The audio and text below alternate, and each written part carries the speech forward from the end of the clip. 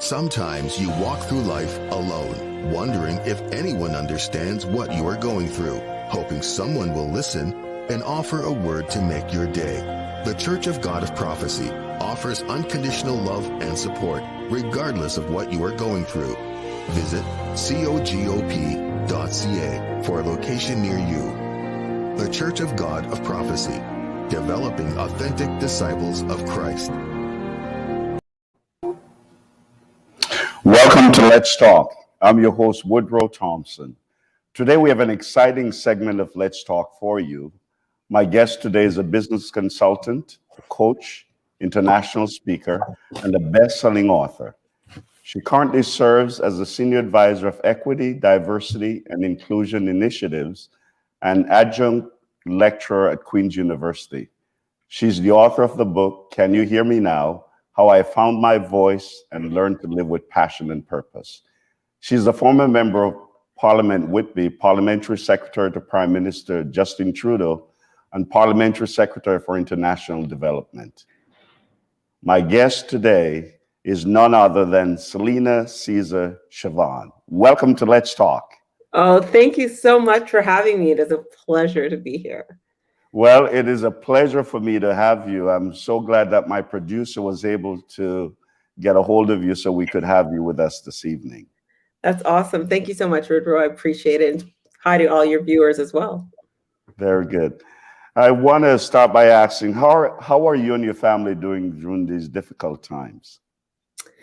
You know, that's a very interesting question because I always get asked, how are you coping? How are you handling COVID? And we're all at home. At the beginning of the pandemic, my 16-year-old was in Australia. My 21-year-old was in the UK. So we're all at home under one roof. None of us are sick. We're all happy and healthy. So, keeping in mind all of the sickness and the death that has happened with COVID-19, we are very blessed. So I'm going to say we're doing very, very well. Thank you for asking. Well, that's good to hear. There's so much I want to talk to you about, but I see that you're from Grenada.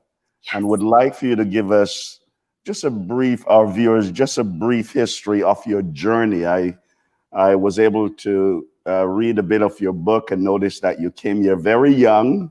Yeah. And so you've had an interesting journey. Yes. So I came here when I was 2 years old. My parents came to Canada wanting to make a better life for themselves from Grenada. Grenada, for those of you who don't know, is a small island just north of Trinidad in the Caribbean. And, wanting to make a better life for themselves. It has a population that is less than the size of the town of Whitby, where I was the member of parliament. So coming here where else too, the focus for my family was on education. We needed to make sure that we were highly educated. If they were going to take their little bit of savings, come to a foreign country, you better believe that education was going to be the number one agenda item for us as their children. So it was an interesting upbringing. My parents really hustled, and we were very fortunate. Very good. Now, I noticed that you entered politics. Why politics? Was that a passion from the beginning? Not even close. Really? No, not even close. I actually owned a healthcare-based research management firm. So I owned a company that ran clinical trials. Of course, we're hearing a lot about clinical trials now with the vaccine. That is what I did for 10 years. I was running national epidemiology studies for the government of Canada on neurological conditions, looking at Alzheimer's, Parkinson's, epilepsy, across the age continuum, looking at scope, health services, risk factors for these conditions, and finding that there were people that had to either move from a different province because their medication weren't covered, or they were, having to split up from their spouse because they couldn't afford the services. And, Right. In 2013, I was doing an MBA, and there was a conversation for the first time ever. I took a political science course, and they were talking about the intersection of business and politics, and how Right. politics could help you with some of these business challenges. And I thought, why not? Wow, that's interesting. I would have never guessed that. Now, in your book, Can You Hear Me Now? How I Found My Voice and Learned to Live with Passion and Purpose. You are very transparent and vulnerable in that book. Why that title, Can You Hear Me Now? So it's multidimensional. I think when I talk about my vulnerabilities in my book, it's Right. often, we see people who are, at the end of their, or in the spotlight, and we don't quite Right. see the blood, sweat, and tears that goes into their Right. lifestyle, right? It's just, oh, look Correct. at her. She has the house, the kids, the family, the job. And it's like, that takes a lot of work. And Yeah. for people who don't understand or feel alone in those moments, and sometimes what they're anxious about is whispered. It's, can you hear me now? Can you hear that we're more connected than we are different? But it Right. also speaks to my political journey, and Right. that even with the title, even with the title of member of parliament or parliamentary secretary to the prime minister, I was often silenced. So the question again, can you hear me now, is one Wow. that is important and powerful. Very good. Well, I see that the subtitle is How I Found My Voice and Learned to Live with Passion and Purpose. Would you say that you found your voice? I think, for people who are on that journey of finding their voice, there's always the ebbs and flows, because you always feel sometimes, maybe I'm not quite smart enough. Maybe I'm not quite good enough to do this. The Right. imposter syndrome sets in.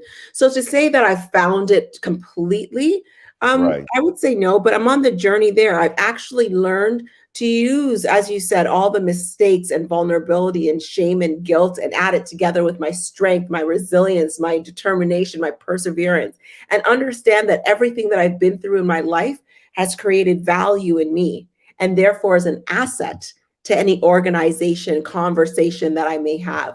And so using all of those things to actually use my voice to find that purpose, to live with passion, that is something that I really wanted to make sure that was a message that was transcended throughout the book. Very good. Now, as a pastor and as a minister, I want to ask, are you a person of faith? And if you're a person of faith, how has faith guided you during these Oh, experiences? yeah, that's such a great question. So I was born, raised a Catholic, Right. practice, and it has really guided me. My grandmother, Gramsci, she was a Seventh-day Adventist, and she always Yeah. tried to get me to go to the Seventh-day Adventist side and have me Right. saved. And but she really taught me the importance of faith, and understanding Right. that no matter where you are along on your journey, again, even the mistakes that you made, the Right. universe is guiding you in such a way that it will never fail you. So even Very in my good. moments of most hurt or, despair, I always know that this is a lesson. And it's something that I talk about, I think, in one of the chapters of my book, where I talk about mistake, where you have Right. to learn the lessons from the mistake. Nothing that is meant for you could ever pass you by. It's Right. something that you are supposed to be a part of. You're either Right. supposed to learn from it, or you're supposed to grow from it. And the faith of that foundation, knowing that that nothing will ever, happen to me that is untoward. I know That's that right. for certain. Right. Very good.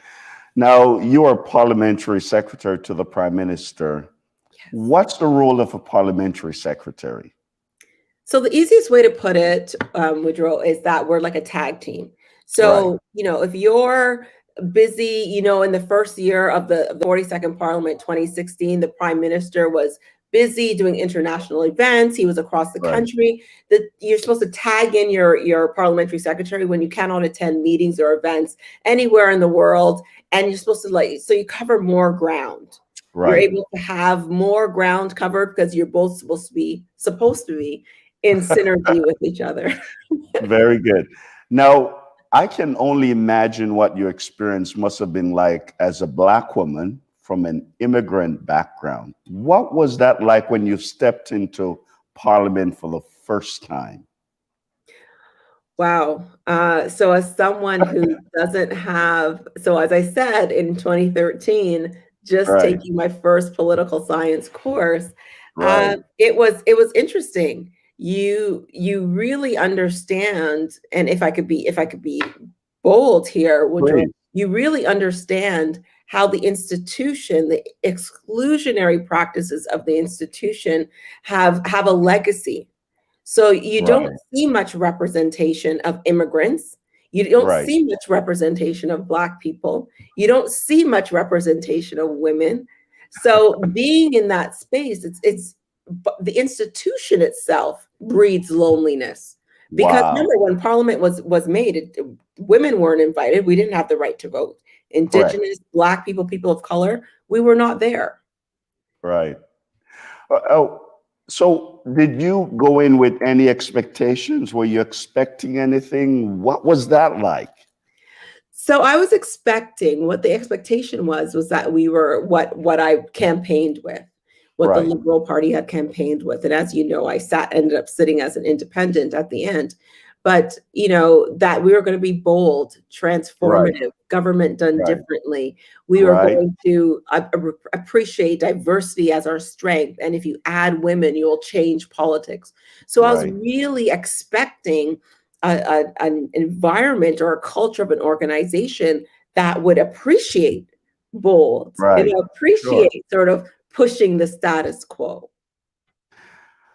So it must have been a painful decision for you to leave politics and the Yeah. Liberal Party behind. I noticed in your book at one point you said, I felt like an empty tube of toothpaste someone had tried to squeeze for one last time.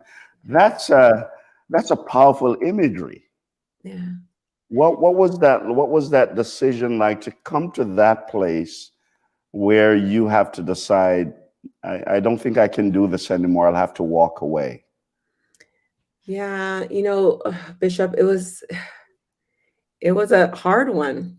I can I only imagine. but the thing is that I loved my job. Of course, yes. I loved representing the people of Whitby.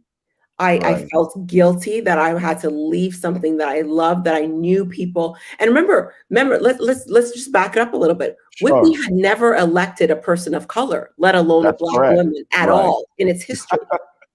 Right. Right? It was conservative. This was the riding of Jim Flaherty, who was the former Right. Minister of Finance. He had Right. been, in some capacity, a elected official for over 20 years.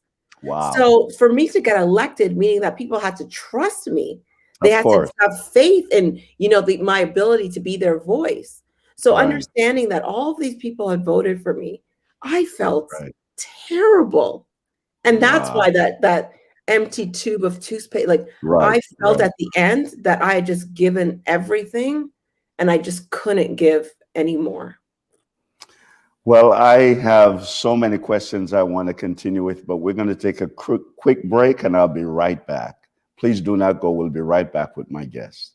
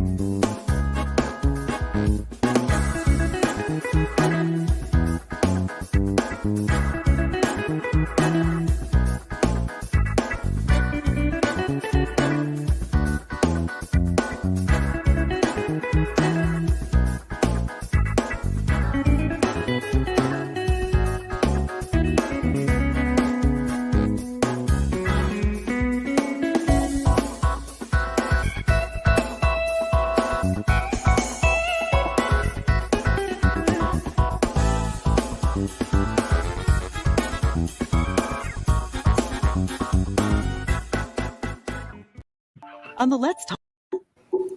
On the Let's Talk television program, we share solutions to real-life problems with real people, showing how faith guides everyone through the storms of life. We talk about tough issues that affect all generations.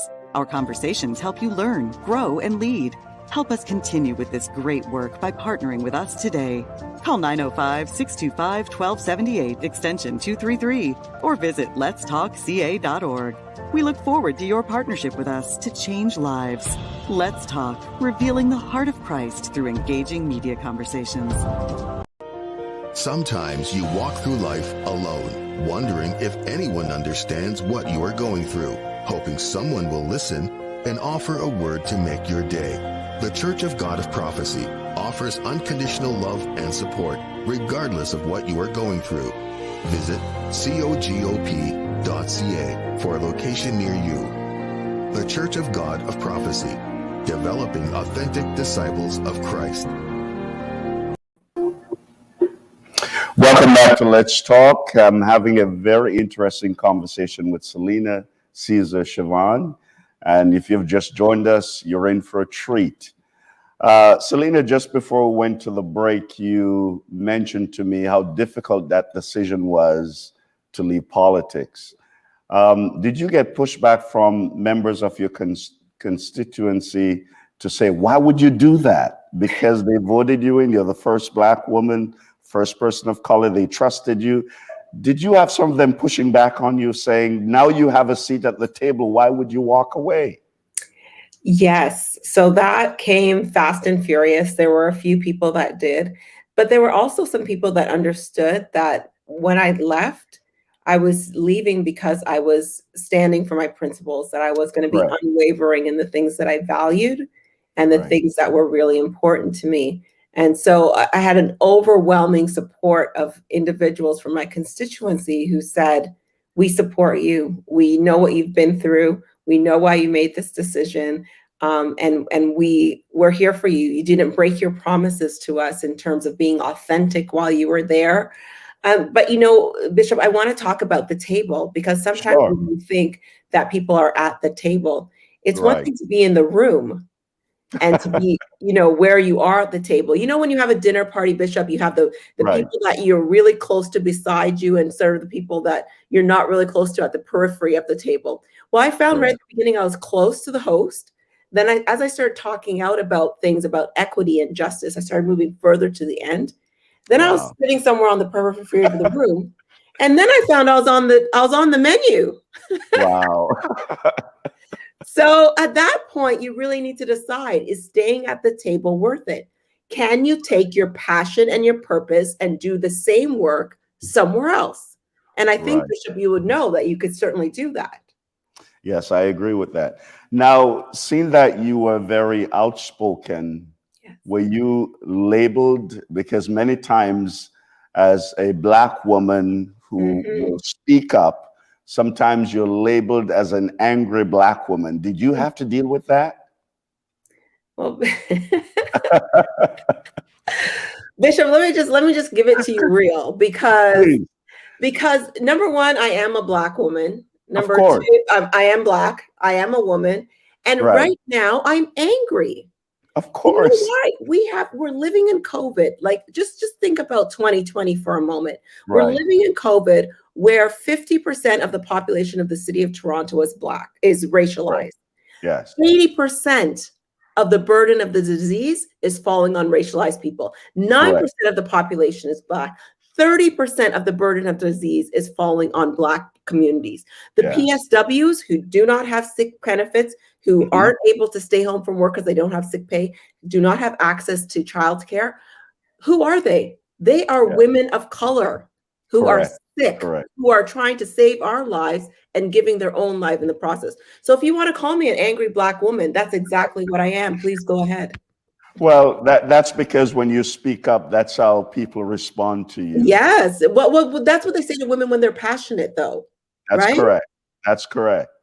Well, don't let anyone try to quiet you or try to take your voice away. You also mentioned that you felt tokenized during your time in politics. What was that like? Yeah, so that was the entire year of 2016, you know, and it's not that I felt tokenized. Bishop. It's actually that I was. So Right. as I said earlier, the role of a parliamentary secretary is to be a tag team to your minister, prime Right. minister or otherwise. And you're Correct. supposed to spread out so you could cover more ground attending meetings and events.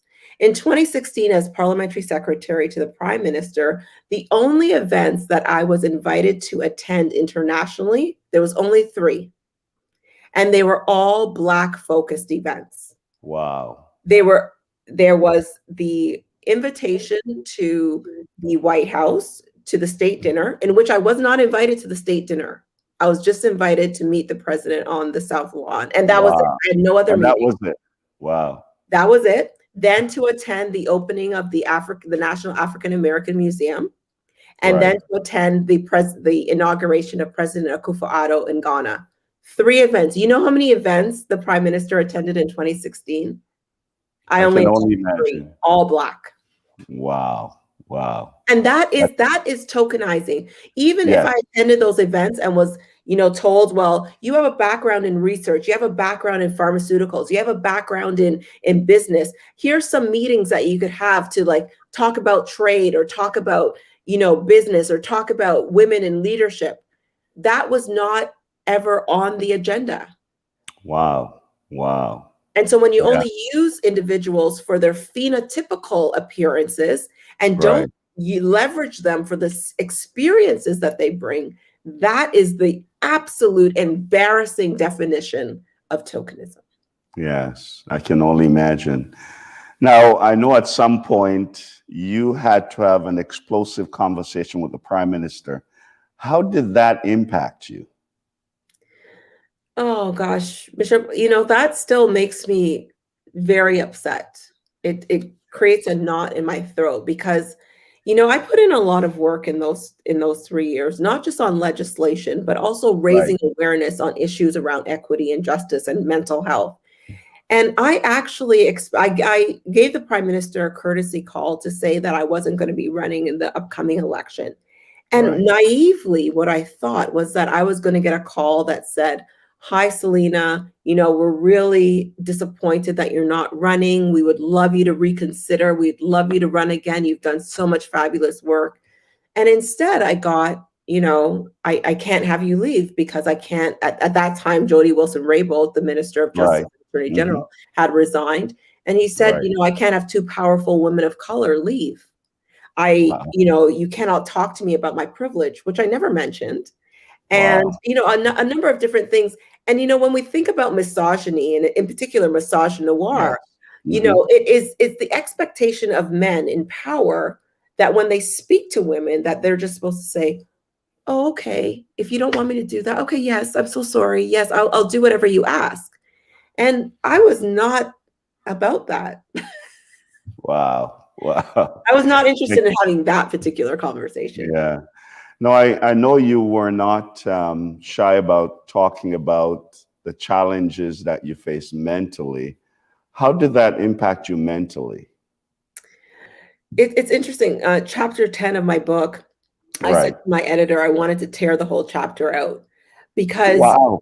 yeah, honestly, because, you often experience or feel racism and sexism and discrimination before it Right. actually happens. And so Right. all the time, in that whole chapter, I kept going, I feel like this is happening. I feel like this is wrong. I feel like things are not going right, but I don't quite know. And Right.